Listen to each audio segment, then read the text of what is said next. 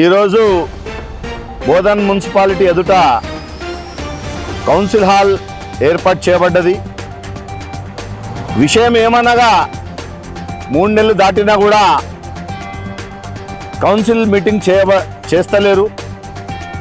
ఇది failure of administration.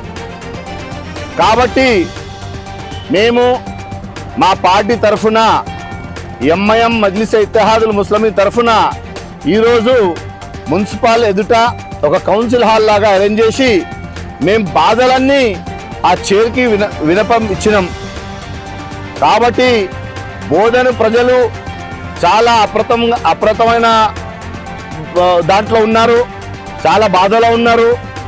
ఎందుకంటే drains, water works plus ఏ ఒక్క పని కూడా సరిగా అవుతలేదు. స్పెషల్లీ మన ఎండాకాలం అనేది పోయింది, దాంట్లో వాటర్ ఫెసిలిటీ ఇవ్వలేకపోతున్నాం, ఫెయిల్ అవుతున్నాం. ప్రజలంతా వచ్చి మా ఇంటి ముందర కూర్చుంటున్నారు.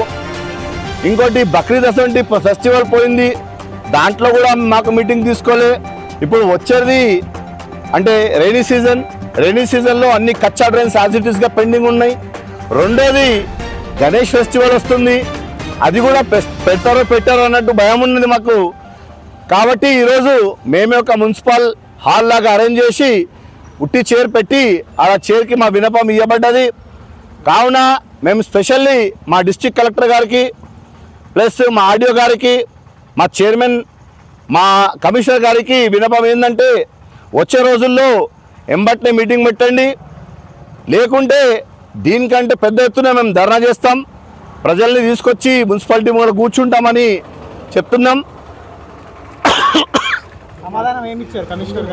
కమిషనర్ గారిని ఎప్పుడు మేము అడిగినా కూడా ఒకటే సమాధానం, పెడతాం సార్, మీటింగ్ పెడతాం, కానీ మా బాధలు ఏమి వింటలేరు.